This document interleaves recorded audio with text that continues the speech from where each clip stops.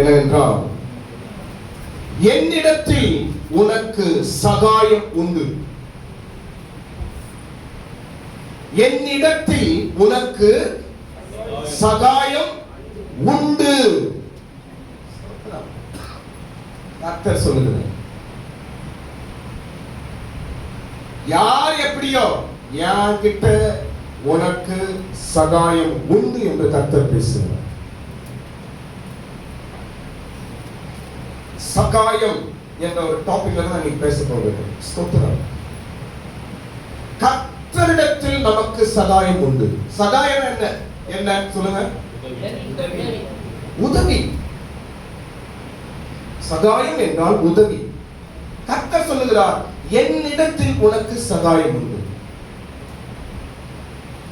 சொந்தக்கார கைவிட்டா, அவன் கைவிட்டா, இவன் நம்மளை, இவன் கைவிட்டா, அவன் உதவி செய்வதில்லை, இவன் உதவி செய்வதில்லை என்று பலர் உன்னை சுற்றி இருக்கலாம். எந்த வழியே எனக்கு சகாயம் இல்லை என்று நீ நினைக்கலாம். ஆனால் கர்த்தர் பேசுகிறார், என்னிடத்தில் உனக்கு சகாயம் உண்டு. இஸ்ரவேலே, என்னிடத்தில் உனக்கு சகாயம் உண்டு.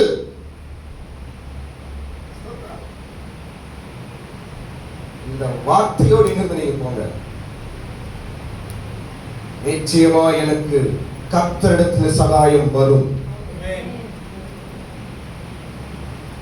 சூழ்நிலை எப்படினா இருக்கட்டும்,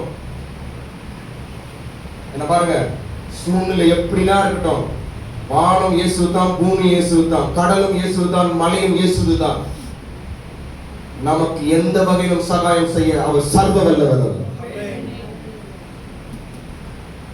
மலை உனக்கு எனக்கு பெருசு, கடல் உனக்கும் எனக்கும் பெரியது. ஆனால் கர்த்தருக்கு எல்லாம் உள்ளம் கையில் இருக்கிறது. அவர் சகாயம் செய்ய வல்லவர். ஸ்தோத்திரம். என் தேவனிடத்திலிருந்து எனக்கு சகாயம் உண்டு. எல்லாரும் சொல்லுங்க இந்த வார்த்தையை. எப்படி சொல்லுங்க? ஹல்லேலூயா. ஸ்தோத்திரம். பைபிள்ல பார்க்கும் பொழுது நமக்கு தேவனுடைய சகாயமே அல்லாமல் வேற ஒன்றும் இல்லை. சகாயம்தான் மிக முக்கியம் என்று பிரசங்கி 9ஆம் அதிகாரம் 11ஆம் வசனம் எழுதப்பட்டிருக்கிறது. ஸ்தோத்திரம். பலவானுடைய பலமும் உபயோகம் இல்லை, ஞானவானுடைய ஞானமும் உபயோகம் இல்லை, சாமர்த்தியசாலியுடைய சாமர்த்தியம் உபயோகம் இல்லை. ஒரு மனிதனுக்கு தேவை நேரமும் சகாயமும் அவனுக்கு தேவை என்று பிரசங்கில் அருமையான வார்த்தை எழுதப்பட்டிருக்கிறது. ஸ்தோத்திரம். சாமர்த்தியம் பலன் ஒரு நாள் கைவிடும். ஆனால் தேவ சகாயம் ஒரு மனிதனுக்கு இருக்கும் என்றால் அவன் மிகவும் உன்னத இடத்துக்கு அவன் வருவான். சத்தமா ஆமென் சொல்லுங்க. அந்த வசனம் படிக்கும், வசிக்க படிக்க 11ஆம் வசனம், 9ஆம் அதிகாரம் 11ஆம் வசனம். நான் திரும்பிக் கொண்டு சூரியனுக்கு கீழே கண்டதாவது, ஓடுகிறதற்கு வேகமுள்ளவர்களின் வேகமும் யுத்தத்திற்கு சௌரியவான்களின் சௌரியமும் போதாது, பிழைப்புக்கு ஞானமுள்ளவர்களின் ஞானமும் போதாது. போதாது போதாது போதாது என்று சொல்லுது. அப்புறம் படிங்க. ஐஸ்வர்யம் அடைகிறதற்கு புத்திமான்களின் புத்தியும் போதாது. புத்தியும் போதாது. தயவு அடைகிறதற்கு வித்துவான்களின் அறிவும் போதாது. வித்துவான்களுடைய அறிவும் போதாது. அவர்கள் எல்லாருக்கும் சமயமும் தேவ செயலும், தேவ செயல் என்றால் தேவ சகாயமும் தேவை. பிரதர், உங்களுக்கு தேவ சகாயம் தேவை. ஒன்றுமே இல்லை. சிஸ்டர், உங்களுக்கு தேவனுடைய சகாயம் தேவை. அது ஒன்று இருந்தா போதும் என்றுதான் வேதம் சொல்லுது. ஸ்தோத்திரம். கர்த்தருடைய சகாயம் நமக்கு தேவை. கர்த்தருடைய உதவி எனக்கு தேவை. கர்த்தருடைய சகாயம் ஒரு மனிதனுக்கு இருக்கும் என்றால்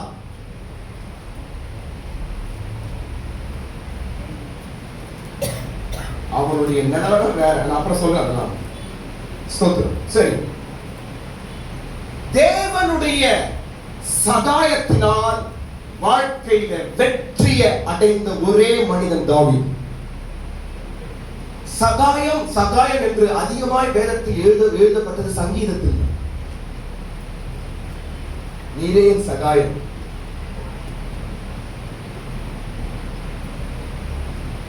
எனக்கு உதவிவரும் கண்மலை நோக்கினார். தேவனுடைய சகாயத்தை பெற்று வெற்றி அடைந்த ஒரே நபர் தாவீது. யாருமே அவனுக்கு கிடையாது. அவனுக்கு நல்லா பாருங்க, ஒருத்தரும் அவனுக்கு கிடையாது. கூப்பிட்டு வச்சு கழுத்து அறுத்தாங்க சவுண்ட். அவன் நம்பி கூப்பிட்டு வச்சு அவன் என்ன பண்ணான்? கழுத்து அறுத்தான். அவன் கூப்பிடுறானே சொல்லி வீடு வாசல விட்டுட்டு போனான், ஆடுகளை விட்டுட்டு போனான். கடைசியில் அவனே கழுத்து அறுத்தான். ஆனாலும் தேவனுடைய சகாயத்தினால் அவன் வெற்றி அடைந்தான். மனுஷனை ஒருத்தரை நம்பாதீங்க, ஒருத்தரை நம்பாத.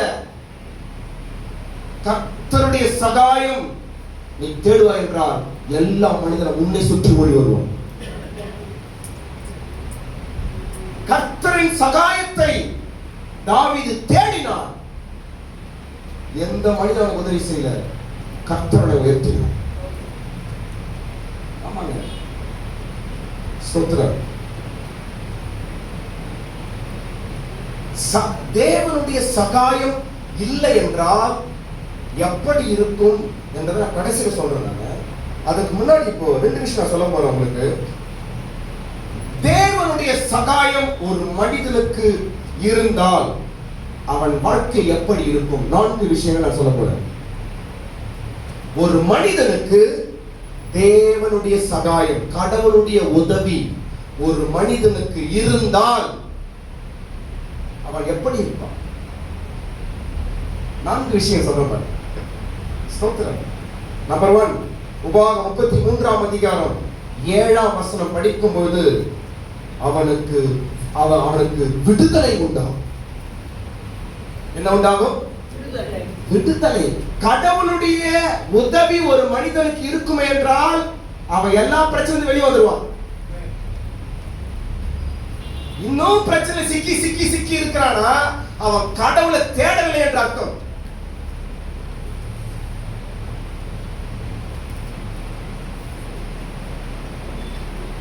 கடவுள் உன்னோடு இருக்கிறார் என்ற அடையாளம் என்ன?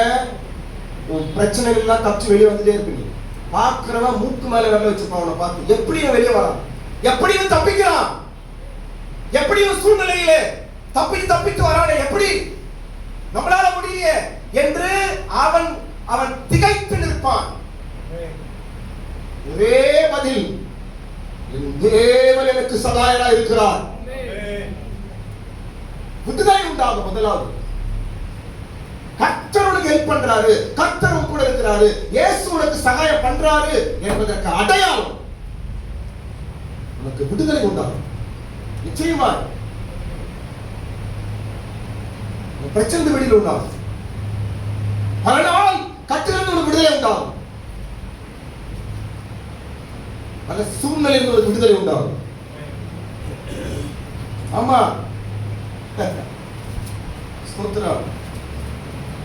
கர்த்தருடைய சகாயம் இருக்கும் பொழுது அங்கு விடுதலை உண்டாகிறது. இரண்டாவது பாருங்க, கர்த்தருடைய சகாயம் ஒரு மனிதனுக்கு இருந்தால் அவன் திக்கற்றவனாய் இருந்தாலும் ஒரு குறை இருக்காது. அவன் நான் சொல்றது புரியுதா உங்களுக்கு? சங்கீதம் 10ஆம் சங்கீதம் 14ஆம் வசனம். கடவுளுடைய சகாயம் ஒரு மனிதனுக்கு இருந்தால் அவன் திக்கற்றவனாய் இருந்தாலும் ஒரு குறை இருக்காது அவனுக்கு. திக்கற்றவனா என்னது? என்ன பாருங்க, திக்கற்றவன் என்னங்க? கதி இல்லாதவன், நாதி இல்லாதவன், கதி கட்டு கிடக்கிற அப்படின்னு சொல்றாங்க. உலகத்துல பேசுறாங்க, நாதி கட்டு கிடக்கிற அப்படின்னு சொல்றாங்க பாருங்க. அவன் தாங்க. இதெல்லாம் நல்ல நல்ல வார்த்தை தான், அவங்க திட்டத்துக்காக யூஸ் பண்றாங்க.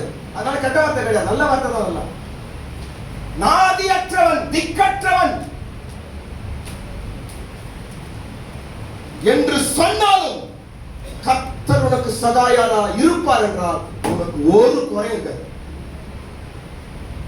ஆமா சொன்னாங்க பாரு சிஸ்டர், சாட்சி சொன்னாங்க.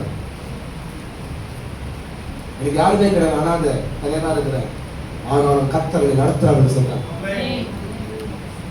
ஒரே பையன், அப்பா அம்மா பையன் கேத்தலிக் கல்யாணம் பண்ணிட்டு அவன் தனியா இருக்கிறான், அந்த அம்மா தனியா தான் இருக்கிறான். சோத்திரம், நாங்க மாசம் வேலை போய் விசிட் பண்ணிட்டு வரோம், யாரும் இல்லை, ஆனாலும் ஒரு குறை இல்லாமல் இருக்கிறாங்க. கையை தட்டுங்க, ஒரு குறை இல்லாமல் இருக்கிறார்கள். ஹல்லேலூயா! நல்லா தான் கையை தட்டுங்க. சோத்திரம், கையெல்லாம் தட்டினா நறுக்கு இருக்கணும், பைபிள் பச்சா நறுக்கு இருக்கணும், பாட்டு பாண்டா நறுக்கு இருக்கணும், பிரசங்கம் பண்ணா நறுக்கு நறுக்கு நறுக்கு இருக்கணும்.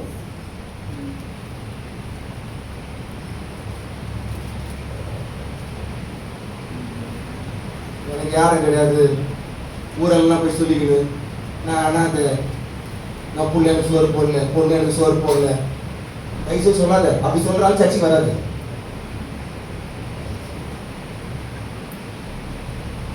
திக்கற்றவனா இருந்தாலும் கர்த்தர் துணை, என் இயேசு எனக்கு துணை என்று சத்தமா சொல்லு. 3 வேளைய சூப்பர் சாப்பாடு கிடைக்கும். என்ன பாருங்க, என்ன பாருங்க, கட்டிக்குமா உன்னை 3 வேளை சோறு போடுறான், இதுக்கு கடமைக்கு உன்னை உருவாக்க சோறு போட மாட்டாரா?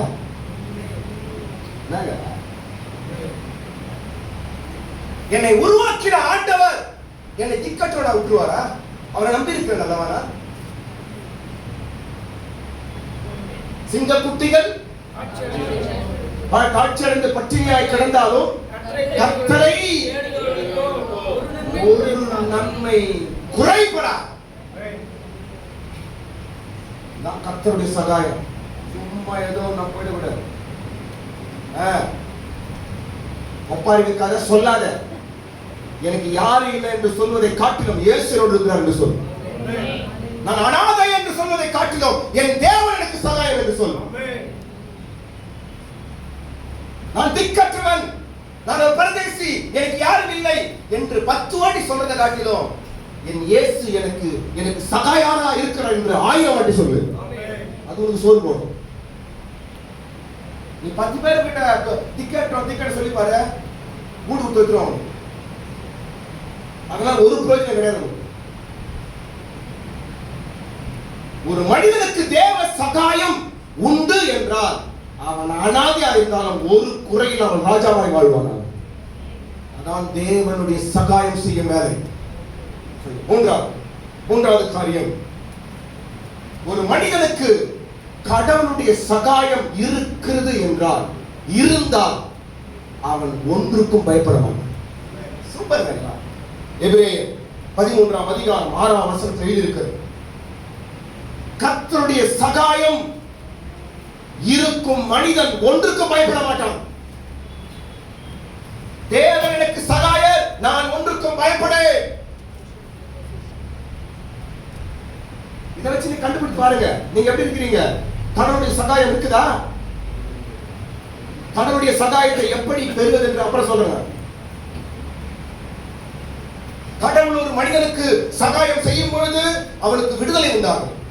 கடவுள் ஒரு மனிதனுக்கு சகாயம் செய்யும் பொழுது அவன் அனாதையாய் இருந்தாலும், திக்கற்றவனாய் இருந்தாலும், நாதியற்று இருந்தாலும் ஒரு குறை இல்லாமல் ராஜாவாய் வாழ்வான். மூன்றாவது, கடவுளுடைய சகாயம் ஒரு மனிதனுக்கு இருந்தால் அவன் எதுக்கும் பயப்பட மாட்டான். எதுக்கும் பயப்பட மாட்டான். கர்த்தரின் சகாயம் என்று சொல்லுவான், கர்த்தரின் துணை என்று சொல்லுவான். ஸ்தோத்திரம். யாரை பயப்படுறீங்க? எது பயப்படுறீங்க? என்ன ஆகுமோ, ஏதாகுமோ, இது இப்படி நான் இப்படி, இது அப்படி நான் அப்படி, என்ன என்று ஏன் பயப்படுகிறான்? வித்வானுடைய ஞானமும் உதவாது, பலவானுடைய பலமும் உதவாது, பணக்காரனுடைய பணமும் உதவாது, புத்திமானுடைய புத்தியும் உதவாது. தேவ சகாயம் தான் ஒரு மனிதனுக்கு உதவும். இன்னைக்கு மனுஷன் எல்லாத்தையும் தேடுறான், பணத்தை தேடுறான், பேரை தேடுறான், புகழை தேடுகிறான், எல்லாம் தேடுகிறான். ஆனால் கடவுளுடைய சகாயத்தை தேடுவதில்லை. அதுதான் தேவையானது. அதனால்தான் அவன் வாழ்க்கை ஒரு முழுமை அடைவதில்லை. என்ன பாருங்க, கடவுளுடைய சகாயத்தை தேடாமல், கடவுளை தேடாமல் பணத்தையும் பேரையும் புகழையும் எல்லாம் தேடுறான். அதனால் அவன் வாழ்க்கை ஒரு முழுமை அடைவதில்லை. முழுமை என்றால் என்ன? முழுமை என்றால் என்ன? சமாதானத்தோடு இந்த உலகத்திற்கு போவதுதான் முழுமை. முழுமை பற்றி நீங்க படிச்சிருப்பீங்க. ஒரு பட்டாம்பூச்சி அது எப்படி முழுமையாய் வெளியே வரணும், அப்பதான் வாழ முடியும். அது பாதியில பிச்சு நிச்சு வெளியே வந்துச்சுன்னா ரொம்ப நாள் வாழ முடியாது. முழுமை அடைய வேண்டும். ஸ்தோத்திரம். இந்த உலகத்திலே நாம் முழு பட்டாம்பூச்சியா மாறினாதான் பறந்து மேல போக முடியும். நீங்க அந்த முழுமை அநேக உயர்ந்த மனிதனுக்கு கிடைக்கல. நல்லா வாழலாம், கட்சியில ஐயோ செத்து போயிடனே என்று சமாதானம் இல்லாமல் மரித்து போகிறார். ஒரு நம்பிக்கை இல்லாமல் மரித்து போகிறார். ஒரு நிச்சயம் இல்லாமல் மரித்து போகிறார். இது ஒரு முழுமை இல்லையே. ஆனால் கிறிஸ்தவர்களாய் நாங்களும் மரிக்கும் பொழுது நாங்கள் மரணமே உன் கூர் எங்கே, பாதாளமே உன் ஜெயம் எங்கே என்று சொல்லி நாங்கள் விண்ணுக்கு புறப்பட்டு போகிறோம். பயம். யாருக்கு பயம்? மனிதனுடைய உதவியை தேவை. அவன் தான் பயப்படுவான். அவன் கையை இவன் கையை பார்த்துட்டு அவன் என்ன பண்ணுவானா, இவன் தான் பண்ணுவானா என்று மனுஷனை தேடுகிறவன் எல்லாத்துக்கும் பயப்படுவான். தொட்டுதான் பயப்படுவான். எந்த சூழ்நிலையும் பயப்படாமல் இருக்கிறவன் தேவனை நம்பி இருக்கிறவன். ஏனென்றால் என் தேவன் கர்ஜிக்கும் சிங்கம் அவன், யூதா புத்திர சிங்கம் அவன். அல்லேலூயா. அந்த தேவன் உன் கூட இருக்கும்போது நீ சிங்கம் ஒண்ணா இருப்ப. ஆமென். நான்காவது காரியம்,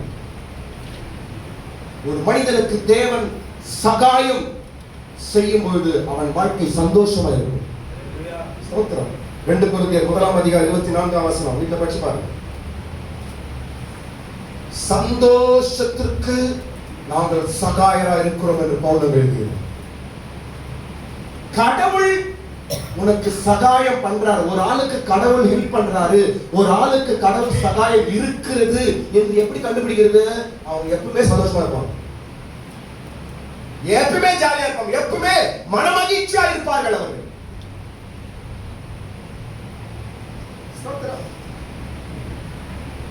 நீங்க சந்தோஷம் இல்லாம போய் சில நேரத்தில் நம்மளுக்கு சில நேரத்திலேயே சந்தோஷம் இல்லாமல் போகுது, மகிழ்ச்சி இல்லாமல் போகுது. ஏன்? தேவனுடைய சகாயத்தை நாம் தேடுவதில்லை, தேவ சகாயத்தை கேட்பதில்லை. அதனால் மகிழ்ச்சி நம்ம விட்டு போய்விடுகிறது. பாருங்க, கடவுளாய் நமக்கு ஒரு காரியத்தை செய்யும் போது பெரிய சந்தோஷம் உண்டாகும்.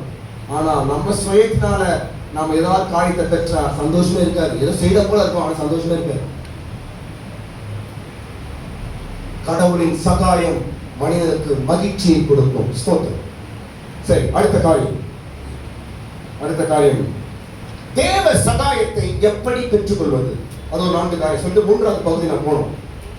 சகாயம் இல்லை என்றால் என்ன? கடவுளுடைய சகாயம் இல்லாமல் ஒரு காலம் இருந்தது. அதனால கடைசி நான் சொல்ல போறேன், முடிச்சிடுறேன். இப்போ தேவனுடைய சகாயத்தை எப்படி பெற்றுக்கொள்வது? ஆமாங்க, எனக்கு பலன் இருக்கலாம், அறிவு இருக்கலாம், படிப்பு இருக்கலாம், சாமர்த்தியம் இருக்கலாம். ஆனாலும் பிரசங்கி 9:11 சொன்னது போல தேவ சகாயம் எனக்கு தேவை. தேவனுடைய சகாயம் இருந்தால்தான் ஒரு மனிதன் அவன் முழுமையாய் வாழ்ந்து முடிக்க முடியும். கர்த்தருடைய சகாயத்தை எப்படி பெறுவது? மனுஷன சகாயத்தை எப்படி பெற்றலாம்? ஐஸ் வச்சா மனுஷன் ஐஸ் வச்சிடலாம். ஐஸ் வைக்க கத்துக்கிறவங்க நிறைய மனுஷங்கள சகாயத்தை வாங்கி. ஆனா கடவுள் அப்படி கிடையாது. கடவுளுடைய சகாயம், கடவுளுடைய உதவி நமக்கு வேண்டும் என்றால் நாம் எப்படி பெறுவது? 4 காரியங்கள். முதலாவது, தேவனை தேட வேண்டும். ஸ்தோத்திரம். எசையா 31:1 எழுதி வச்சு வீட்டுல படிங்க. கடவுளுடைய சகாயத்தை நீ பெற வேண்டும் என்றால் முதலாவது நீ செய்ய வேண்டியது தேவனை தேட வேண்டும்.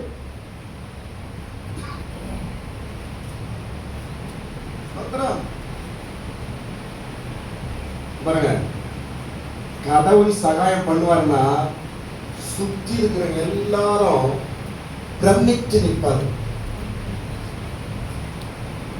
கடவுள் உனக்கு சகாயம் பண்ணுவார் என்றால் பண்ணினார்னா உன்னை சுத்தி இருக்கிறவங்க பிரமித்து நிற்பார்கள். அப்படி இருக்கும் கடவுள் செய்திகளுக்கு. அதுதான் தாவீதுக்கு கர்த்தர் செய்தார்.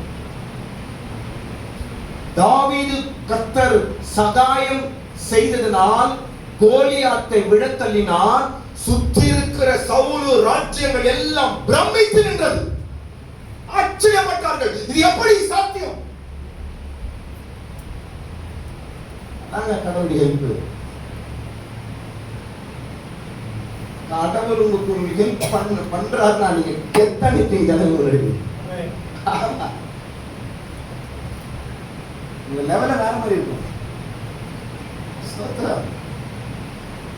கர்த்தர் ஒரு ஆளுக்கு ஹெல்ப் பண்றாருனாவே அவங்க லெவல வேற மாதிரி மாறிடுறாங்க. கர்த்தரின் சகாயம், கர்த்தர் தான் எனக்கு எல்லாமே அவர் தான், கர்த்தரில் நான் பலப்பட்டேன், எனக்கு எல்லாமே கர்த்தர் தான் என்று சொன்ன ஒரே ஆள் தாவீது தான். இரண்டாவது, தேவனுடைய சகாயத்தை பெறும்படிக்கு முதலாவது என்ன செய்யணுமா? சொல்லுங்க எல்லாரும், தேவனை தேட வேண்டும். தயவு செய்து கடவுளை விட்டு ஜபத்தை விட்டு சர்ச்சை விட்டு இதுக்கு அதுக்கு ஓடுறதா மூல போடு. அதெல்லாம் ஒரு பிரயோஜனம் கிடையாது, ஒரு பிரயோஜனம் கிடையாது. நீ கர்த்தரை தேடுவார், எல்லாம் உனக்கு ஏற்ற நேரத்தில் சரியா ஒரு கை வர செய்வார் கர்த்தர். நீ கடவுளை தேடாமல் எதையோ தேடி போகிறான் மனிதன், ஒன்றும் அவனுக்கு முழுமையாக கிடைத்ததா இல்லை. தேவ சகாயம் நமக்கு மிக முக்கியம்.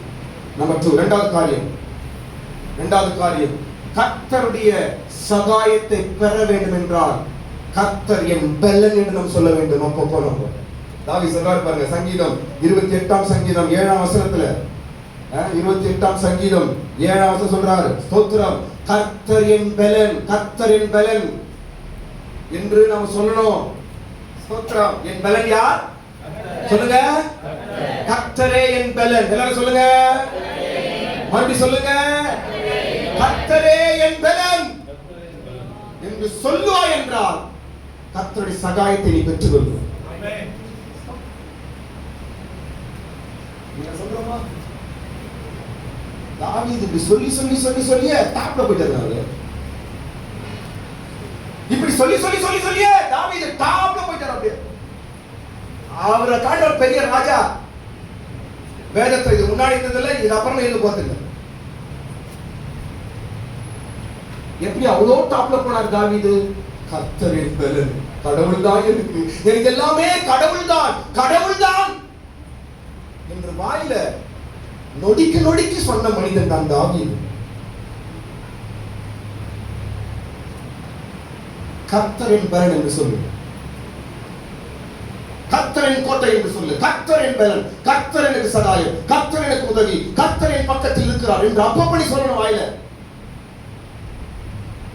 அப்போ தேவனுடைய சகாயத்தை நீ பெறுவார். நிறைய விஷயம் இது பேச மாட்டோம், வேற எதை பேசணும். கர்த்தர், ஸ்தோத்திரம், இதெல்லாம் சில வாயில வரமாட்டேங்குது. சர்ச்சை வந்தா அதெல்லாம் வருது, வெளியே போனா வேற வருது வாயில. எப்படி கடவுள் சகாயம் கிடைக்கும் உனக்கு? கர்த்தரின் பெலன் என்று தாவீது சொன்னான் சகாயம். மூன்றாவது தேவனுடைய சகாயம் எப்படி பெறுவது என்றால் அவருடைய நாமத்தில் உள்ளது. கர்த்தரின் நாமத்தில் சகாயம் உள்ளது. 124ஆம் சங்கீதம் 8ஆம் வசனம். மெயின் சப்ஜெக்ட் அப்புறமா தான் எல்லாம் சொல்றேன். ஸ்தோத்திரம்.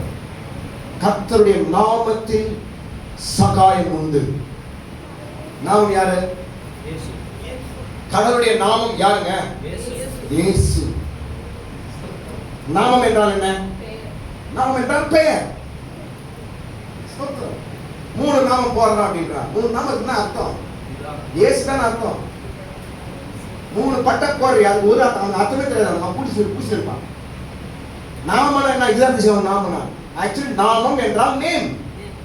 நாமம் என்றால் பெயர். நீ நெத்தில போட்டுக்கிற 3 அது பேர் நாமம். என்ன நாமம்? இயேசு,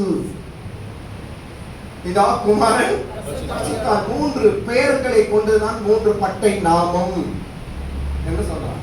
நாமம் போட்டு போறாரு அப்படின்னா ஸ்தோத்திரம்.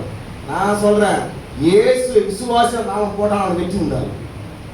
இயேசு நாம போறதால தான் அவனுக்கு அப்படி ஆயிடுது. ஸ்தோத்திரம். இயேசுவின் நாமம், கர்த்தருடைய நாமத்தினால் நமக்கு சகாயம் உண்டு. ஹல்லேலூயா. 4வது காரியம், சீக்கிரம் 4வது காரியம், தேவனுடைய கிருபையினால் நமக்கு சகாயம் உண்டு. ஸ்தோத்திரம். எபிரேயர் 4ஆம் அதிகாரம் 16ஆம் வசனம். எபிரேயர் 4ஆம் அதிகாரம் 16ஆம் வசனத்தில் எழுதப்பட்டிருக்கிறது, அவருடைய கிருபை ஏற்ற காலத்தில் நமக்கு சகாயம் செய்யும் கிருபை. சூப்பர் வார்த்தை. தேவ கிருபை எப்ப சகாயம் பண்ணுமா? ஏற்ற சமயத்தில். ஏற்ற சமயத்தில் சகாயம் செய்யும் கிருபை. நம்ம எதையா தேடுறோம்? எதையா தேடுறோம்? உனக்கு ஏற்ற சமயத்தில் சகாயம் செய்யும் ஒரு கிருபை உண்டு. அந்த கிருபை நீ பெற்றுக்கொண்டால் தேவ சகாயத்தை நீ பெறலாம்.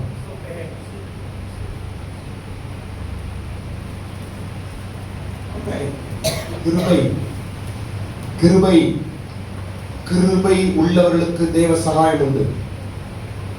பெருமையாய் பேசிக்கிற, பெருமையாய் பார்த்துக்கிற, பெருமையாய் தலை ஆட்டுகிறவங்களுக்கு கடவுள் சகாயம் இல்லை. சாத்தான் சகாயம் பண்ண அப்படியே மண்ணில் போட்டு அப்படியே ஒரே அமைக்கிடுவான், அப்படியே நடந்து காமிச்சிடுவான். அழகா போய் நடந்து. பெருமை உள்ளவர்களுக்கு கிருபை இல்லை, தாழ்மை உள்ளவர்களுக்கு கிருபை உண்டு. கிருபை எங்க இருக்கிறதோ கடவுள் இருப்பார். கடவுள் எங்க இருக்கிறார், அவங்க சகாயம் கிடைக்கும். அதனால் கிருபை பெற்றுக் கொள்ளுகிற வழியை நாம் அறிந்து கொண்டால் கர்த்தருடைய சகாயத்தை நாம் பெற்றுக் கொள்ளலாம். ஹல்லேலூயா. கடைசி பகுதி நாம முடிச்சிடலாம். கடைசி பகுதி எல்லாரும் 2 நாளாகமும் 36ஆம் அதிகாரத்திற்கு வந்துருவோம். 2 நாளாகமும் 36ஆம் அதிகாரத்திற்கு வருவோம். அங்கு மிக பயப்படுகிற ஒரு வார்த்தை,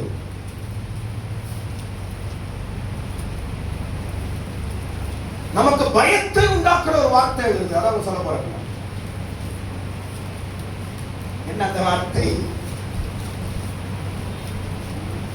சகாயம் இல்லாமல் போயிற்று. கர்த்தருடைய சகாயம் இல்லாமல் போயிற்று. அப்ப கெதி என்ன? அப்ப கடவுளுடைய சகாயம் அங்க இல்லனா அங்க என்னதான் நடப்பாங்க?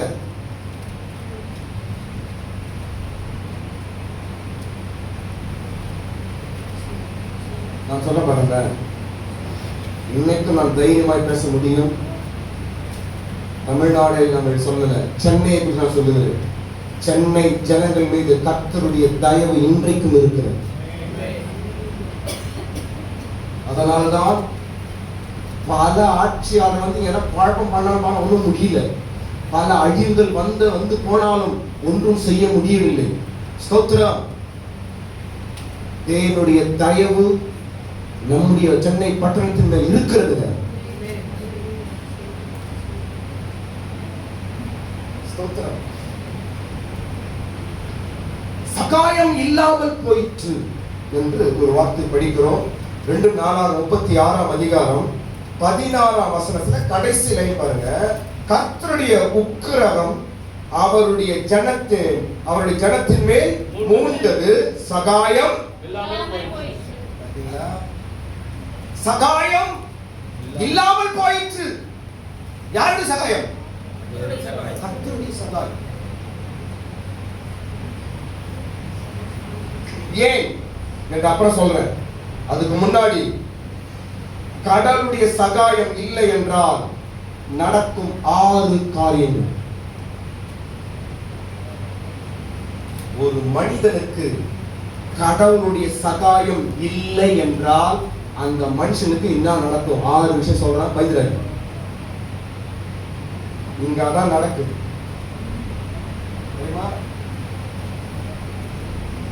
இஸ்ரவேலின் கடைசி ராஜா அங்க நடக்கிற விஷயம். அதோட சகாயம் இல்லை என்று வார்த்தை வந்துச்சு பைபிள்ல. அதோட அவங்க அப்படியே 70 வருஷம் பாபிலோனுக்கு அடிமையா போயிட்டாங்க. முடிஞ்சு போச்சு.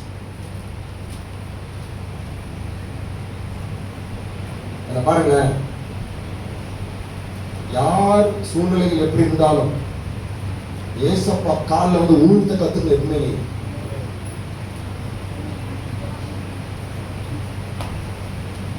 சூழ்நிலைகள் வாழ்க்கை எப்படிதான் இருக்கட்டும், ஏசப்பா காலில் வந்து ஊழ்ந்துறத உங்க வாழ்க்கையில கற்றுக்கொள்ளுங்க.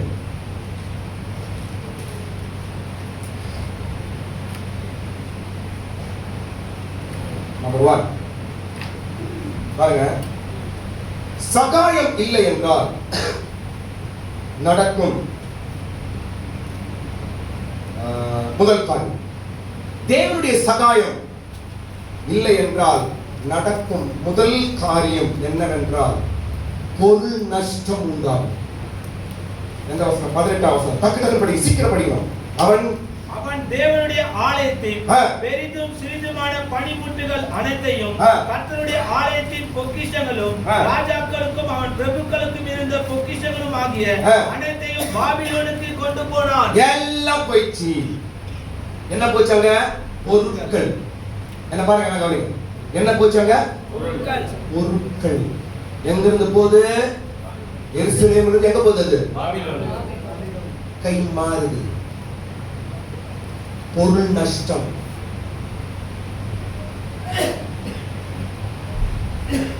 ₹1 நஷ்டம் ஆகுதுன்னா உடனே முட்டி போட கத்துக்கோ.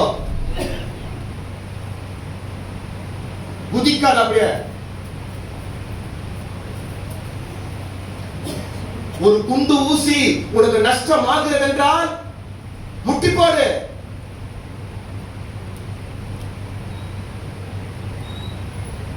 பொருள் நஷ்டம் யாருக்கு வருகிறது? பொருள் நஷ்டம் யாருக்கு வருகிறது? கடவுளுடைய சகாயம் யாருக்கு இல்லையோ அவன் வீட்டுல பொருள் நஷ்டம் உண்டாகும்.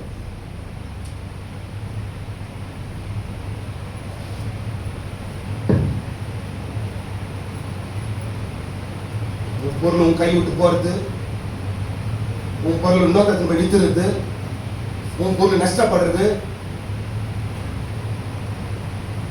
கையை விட்டு போறது, நஷ்டம் உண்டாகிறது, இதெல்லாம் ஏன்?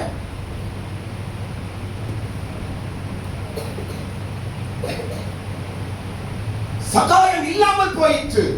16 வசனத்துல 18 வசனத்துல பொருள் நஷ்டம் வந்துச்சு.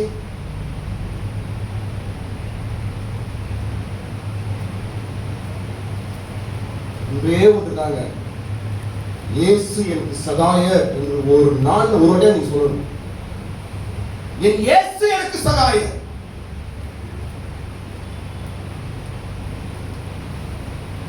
நம்ம கையினால கஷ்டப்பட்டு வாங்கின பொருள் தானே, நம்ம சம்பாதிச்ச பொருள் தானே, நம்ம சம்பாதிக்கிறது தானே, கஷ்டப்பட்டு தானே.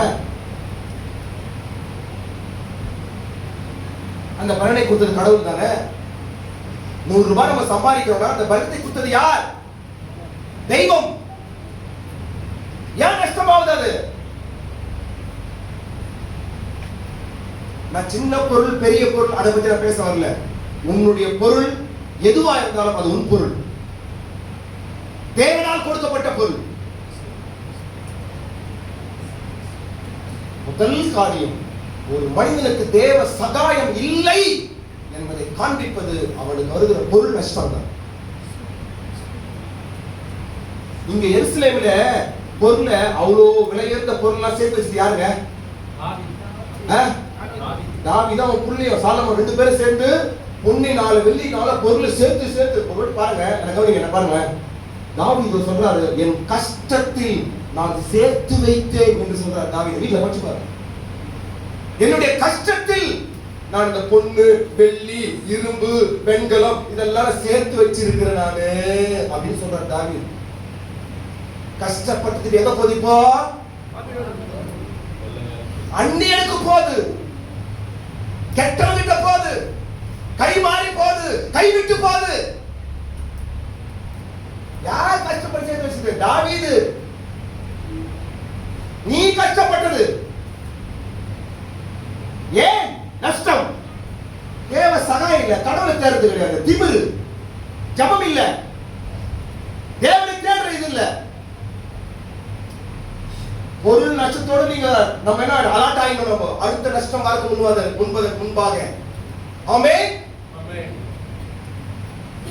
ரெண்டாவது பாருங்களேன், ரெண்டாவது பாருங்க, ரெண்டாவது பாருங்க 19ஆம் வசனத்துல ரெண்டாவது காரியம், ஆலயத்தை தீக்கொளுத்தினார்கள். தேவனுடைய ஆலயத்தை தீக்கொளுத்தினார்கள். கொளுத்தப்படுகிறது, ஆலயம் கொளுத்தப்படுகிறது. மூன்றாவது பாருங்க, மூன்றாவது அலங்கம் இடிக்கப்படுகிறது. மூன்றாவது வார்த்தை என்ன வார்த்தை? மூன்றாவது வார்த்தை என்ன? மூன்றாவது சொல்லுங்க. இடிக்கப்பட்டது. முதல்ல, இரண்டாவது என்ன? கொளுத்தப்பட்டது. மூன்றாவது இடிக்கப்பட்டது. ஸ்தோத்திரம். ஏங்க இதெல்லாம் நடக்குது? கொளுத்தி விடுறான், கொளுத்தி விடுறான். உன் குடும்பத்துக்கு கொடுத்த உன்னை கொடுத்த 10 பேர் கொளுத்துறான் அப்படியே. ஏன் கொளுத்தி ஊத்துற? என்ன பத்த வைக்கிறது? உன்னை மத்திய உன் குடும்பத்தை வச்சு பத்தி பத்த வைக்கிறான் 10,000 பேர். ஏன்? மூன்றாவது இடிக்கப்படுகிறது. நின்று கொண்டிருக்கிறதா கீழே விழுது, இடிக்கப்படுகிறது, உடைக்கப்படுகிறது. நான்காவது என்ன? நான்காவது அக்கினியினால் சுட்டரிக்கப்படுகிறது. நான்காவது பாருங்க, ஒவ்வொரு வார்த்தைக்கும் ஒரு அர்த்தம் உண்டுங்க. ஒவ்வொரு வார்த்தைக்கும் ஒரு அர்த்தம் உண்டு. தீக்கொளுத்தப்பட்டது, இடிக்கப்பட்டது, சுட்டரிக்கப்பட்டது. ஐந்தாவது அடித்தார்கள். ஐந்தாவது என்னங்க? அடித்தார். ஆறாவது அடிமையாய் போனார்கள். 20ஆம் வசனத்துல பாருங்க, கடைசியில 20ஆம் வசனத்துல அடிமைகளாய் இருந்தார்கள். எத்தனை காரியம் வந்து நான் சொன்னேன்? 6 காரியங்கள். ஏன்? தேவனுடைய சகாயம் இல்லாததனால் இது நடந்தது. அடிமை. சில விஷயத்துக்கு அடிமையா போயிருக்கு அப்படியே. ஏன்? கடவுளுடைய சகாயம் இல்லாததனால் அழிக்கப்படுகிறது. ஏன்? கடவுளுடைய சகாயம் இல்லாததால் சுத்தரிக்கப்படுகிறது. ஏன்? சகாயம் இல்லாததால் இடிக்கப்படுகிறது. ஏன்? சகாயம் இல்லாததால் அக்கினியால் எரிக்கப்படுகிறது. ஏன்? சகாயம் இல்லாததால். யார் சகாயம்? கடவுளுடைய சகாயம். யோசிச்சு பாருங்க, இந்த 6 காரியம் ஏதாவது ஒண்ணு நடந்தா கூட நீ கண்டுபிடிக்கணும், கடவுளுடைய ஹெல்ப் எனக்கு இல்ல, ஏதோ நடக்குது என்று உடனே அவருடைய பாதத்தில் வந்து சரண்டர் ஆயிடும்.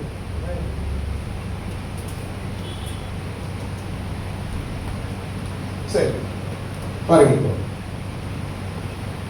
ஏன் இவர்களுக்கு கடவுளுடைய சகாயம் இல்லாமல் போயிடுச்சு? ஏன்? 3 விஷயம் சொல்லி முடிச்சது. இங்க நம்ம 16ஆம் வசனம் என்ன படிச்சோம்? கர்த்தருடைய சகாயம் அவர்களுக்கு இல்லாமல் போயிடுச்சு என்று 16ஆம் வசனத்துல படித்தோம். சகாயம் இல்லாததனால 6 விதமான நஷ்டங்கள் அவர்களுக்கு வந்தது என்று பார்த்தோம். இதெல்லாம் அப்படி இருக்கட்டும். ஏன் கடவுளுடைய சகாயம் அவர்களுக்கு இல்லாமல் போயிடுச்சு? எதுக்கு? என்ன காரணம்? அதுதான் 3 விஷயம் நம்ம சொல்ல முடிக்க போறோம். ஏன் ஒரு மனிதன், ஒரு தேவ மனிதன், ஒரு விசுவாசி கடவுளுடைய சகாயம் இல்லாமல் ஏன் போகிறான்? இந்த இடத்துல 16ஆம் வசனத்துல 3 விஷயங்கள் எழுதப்பட்டிருக்கிறது. ஸ்தோத்திரம்.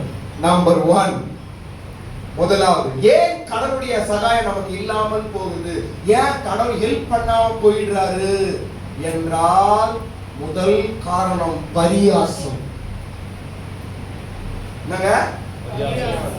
இதான் பாஸ்டர், அதான்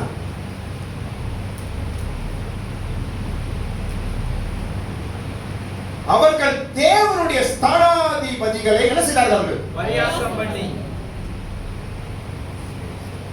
சும்மா இதே வாயா இருக்கக்கூடாது. மற்றவங்களை பார்த்து அவன் வாழ்க்கையை பார்த்து கமெண்ட் பண்றது, எப்பவுமே மற்றவங்களை குறித்து பரியாசம் பேசுறது, எப்பவுமே மற்றவங்களை குறைய சொல்றது, எப்பவுமே அவங்களுடைய நிலைமையை பார்த்து பேசி பேசி சிரிக்கிறது. ஜாக்கிரதை, 6 விஷயம் கீழே எழுதிக்குது. இன்னைக்கு அவங்கள பார்த்து நீ சிரிச்சு பரியாசம் பண்ற, நாளைக்கு நீ அடிமையாய் மாறுவாய். உனக்குள்ள பொருள் நஷ்டங்கள் வரும், உனக்குண்டானவைகள் இடிக்கப்படும், உனக்குண்டானவைகள் நெருப்பினால் எரிக்கப்படும்.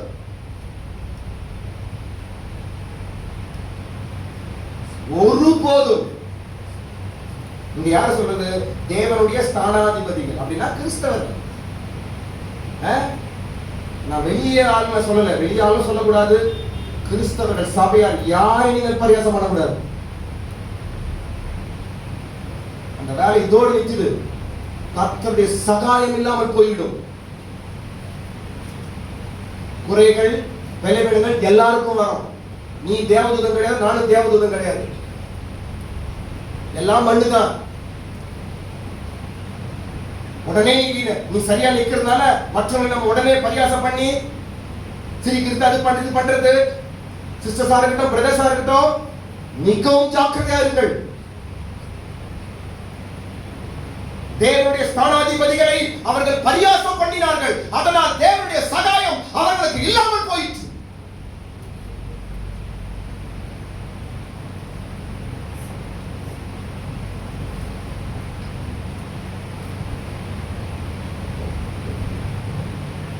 வாழ்க்கையை சரி பண்ணால் கர்த்தர் கூட இருப்பார். உங்க வார்த்தையை சரி பண்ணால் கர்த்தர் கூட இருப்பார். இதுவரைக்கும் எப்படி போச்சு வேண்டுமோ, இனிமே இந்த சத்திய வார்த்தையின்படி உன்னை சரிப்படுத்துவாயாக.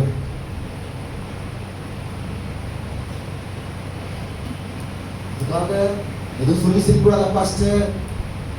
ஏன் நீ சிரிக்கிறதுக்கு அவங்க தான் வேணுமா?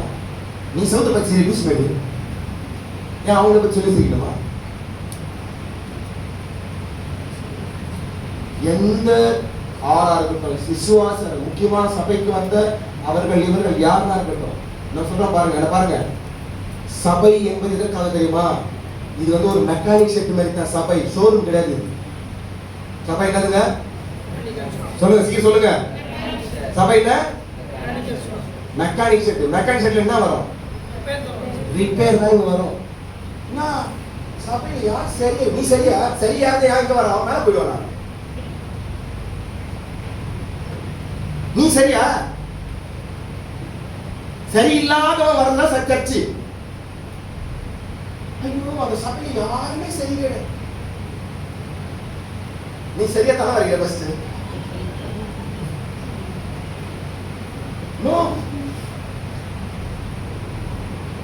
நான் பாருங்க, இன்னைக்கு சர்ச்சுனா அவங்க கூட எல்லாம் பர்ஃபெக்ட் ஆயிடுவாங்க. அப்படி தேவ தூதர் தான் சர்ச்சில் இருப்பாங்க.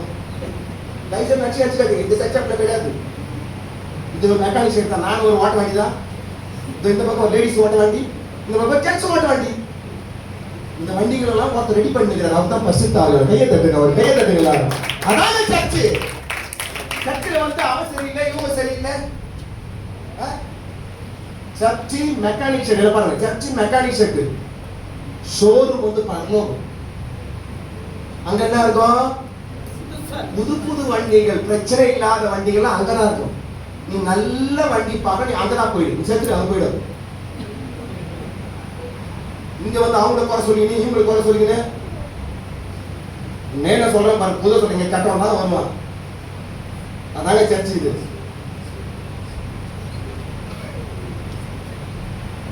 அதனால் பரியாசம் என்பதை நம்ம வாழ்க்கையில் முற்றிலுமாக எடுத்துக்கொள்ளணும். யாரையும் நம்ம கமெண்ட் பண்ணணும். ஸ்தோத்திரம். ஒருவேளை ஒருவேளை பாஸ்டர் விட்டார் பரவாயில்ல, ஒருவேளை நான் உடனே ஏசப்பட்டு மன்னிப்பு, அதான் சொல்ல வந்தேன். இரண்டாவது என்ன நடக்குது? இரண்டாவது, ஏன் அவர்களுக்கு தேவனுடைய சகாயம் கிடைக்காமல் போயிற்று?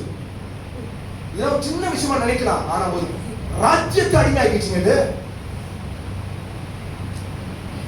இஸ்ரவேலர்களை முற்றிலுமாய் அடிமைகளாய் 70 வருஷம் வைத்தது பரியாசம்.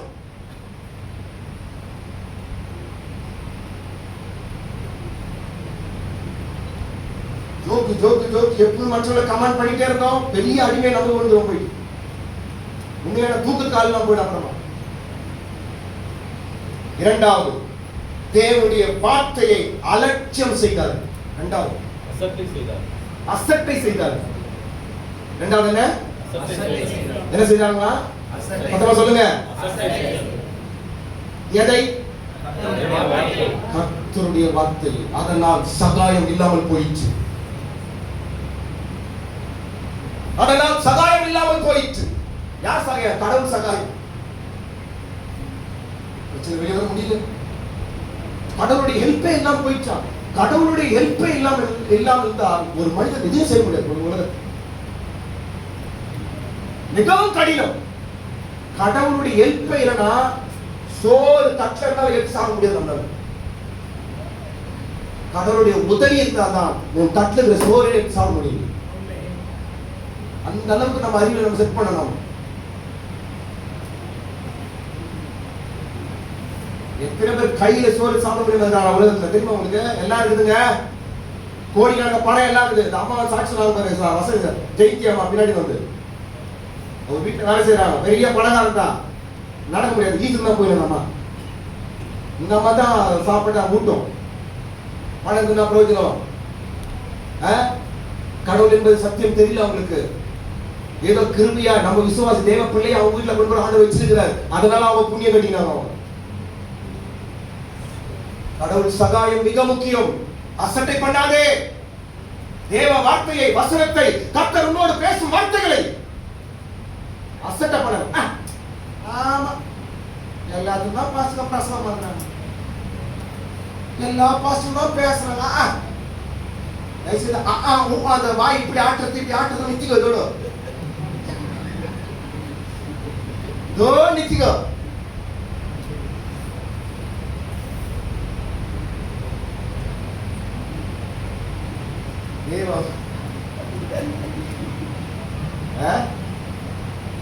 என்ன பண்றது? தேவ வார்த்தையை அசட்டை பண்ணினார்கள். இவங்க இந்த 3 பண்றவங்க யார் தெரியுமா? பண்ணது யார் தெரியுமா?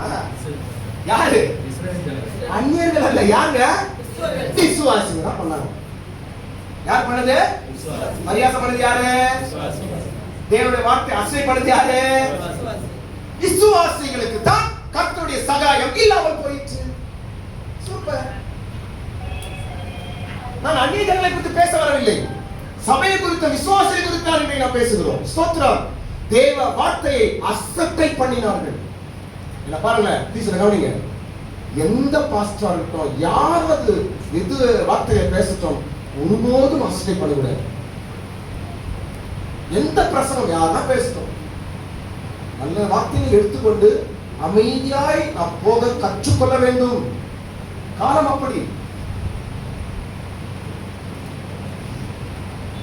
பாஸ்டருக்கு மார்க் போறது, இவர் 100 இவர் 50, இதுதான் உங்க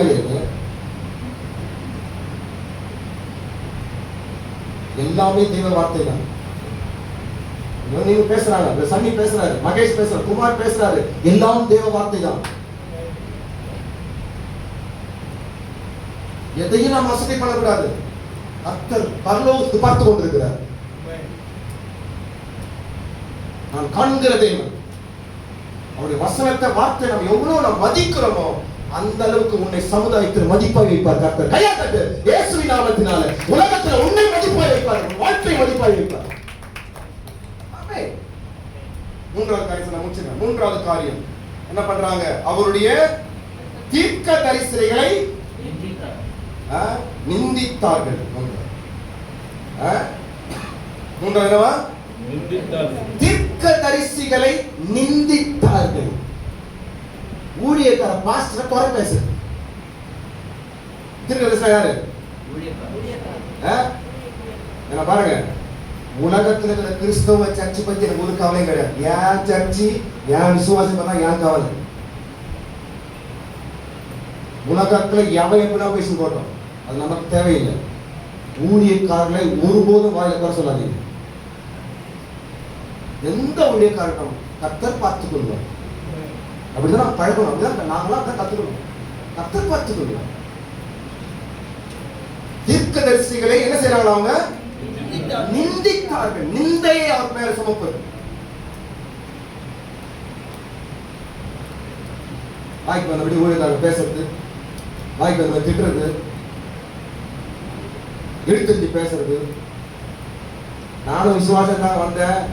இதுவரைக்கும் எந்த ஊழியக்கார, எங்க அம்மா எங்க அப்பா எந்த ஊழியர் யாருன்னா இருக்கட்டும், இதுவரைக்கும் நாங்கள் ஊழியக்கார மதித்துதான் நாங்கள் கற்றுக்கொண்டோம். எங்க வீட்டில் எல்லாம் கற்றுக் கொடுத்தோம். சின்ன வயசுல இருந்து ஊழியக்காரன் குறையோ அவளுக்கு தவறோ ஏதோ நிந்தையா ஒன்றும் எங்க வீட்டுல பேசின காதுல கேட்டதும் கிடையாது. இது வரைக்கும் கர்த்தர் பார்க்கிறேன். அப்படி எங்களுக்கு கற்றுக் கொடுத்ததும் கிடையாது. அதனாலதான் கர்த்தர் இந்த போதகர் அணிக்க வச்சிருக்காரு. இல்லைன்னா இந்த ஸ்தானம் சும்மா கொடுக்க மாட்டாங்க. நீயே யோகியம் கிடையாது, நீ நானா இங்க பேசுறதுக்கு ஆண்டவர் இந்த இடத்தை கொடுத்துருக்க மாட்டாரு.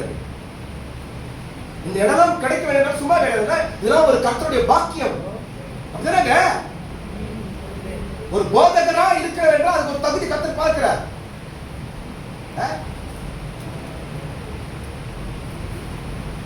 இன்னைக்கு உலகத்துல நிறைய பாஸ்டர்ஸ் கொடுத்து நிறைய காமெண்ட்ஸ் பண்றாங்க. அதெல்லாம் தயவுசெய்து வாய் யாரும் சொல்லாதீங்க. அதெல்லாம் கர்த்தர் பார்த்துப்பாங்க. அதெல்லாம் இன்வால்வ் ஆகக்கூடாது. நீங்களாம் இருக்குங்களா? அதெல்லாம் அப்படி தவறுங்க. பட்டு போன கர்த்தர் பார்த்துப்பார். ஸ்தோத்திரம். ஜான் ஜெபராஜ் பத்தி பேசுறாங்க. ஆனா ஜான் ஜெபராஜ் பாட்டு ரொம்ப பிடிக்கும். அவர் கத்தர் பார்க்கணும். அவர் எடுப்பார் நமக்கு தெரியாது. சொல்றவங்க வந்தா அவர் பாட்டு ரொம்ப பிடிக்காது. ஆனா என்ன நிறைய இருக்கிறாங்க. தீர்க்கதரிசிகளை நிந்திக்க கூடாது. ஊழியக்காரர்களை முந்தைய பேசக்கூடாது. இதே நம்ம வாயில பேசக்கூடாதுங்க. கர்த்தர் நமக்கு ஹெல்ப் பண்ண மாட்டாருங்க. கஷ்டமான இடத்துல கர்த்தர் கை விட்டுருவாரு. அதனால் இந்த 3 தவறுனால்தான் கர்த்தருடைய சகாயம் இவர்களுக்கு இல்லாமல் போயிற்று என்று இங்க நாம படிக்கிறோம். ஸ்தோத்திரம். சரி, இதை முடிக்கிறோம். தேவனுடைய சகாயம் நமக்கு தேவை. கர்த்தருடைய சகாயத்தை எப்படி பெற்றுக்கொள்வது? கர்த்தருடைய சகாயம் இருந்தால் ஒரு மனிதன்